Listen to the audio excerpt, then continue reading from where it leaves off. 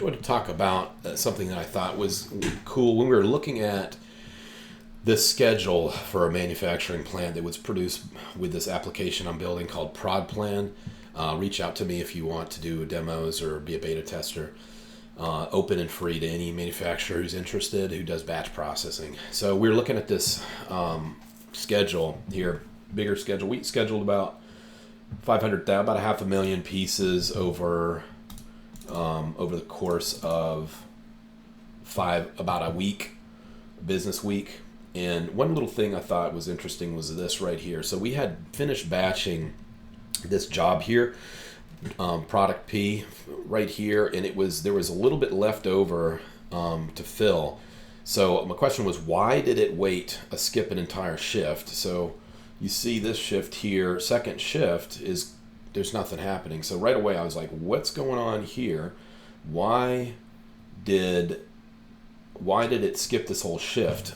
And what I realized was the optimization engine had seen the fact that there was a whole bunch of other work that was scheduled to be filled in this shift.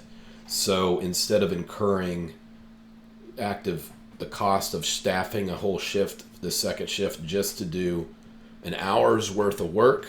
So if you imagine bringing this over right here, so taking this little bit of work, tagging it to the end of here, so going into second shift, you have a bunch of folks come in on the second shift, and they have 1 hour of work to do, and then they're idle for the rest of the 9 hours, versus, okay, don't staff this shift, bring them in on the first shift of the next day when we have all this other product that we're also going to be putting in. So right away, what happens then? They come in, they work the job, then they take their 2 hours. There's no idle time at all. They take a 2-hour changeover, so then they're cleaning and changing over the line, and then they're running another product type right away. So that's the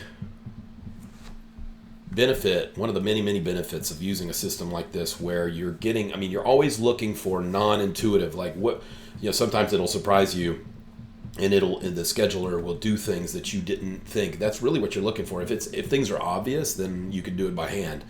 It's when things get so complex, and then every once in a while you'll see a result like this and wonder, well, why did the scheduler do that?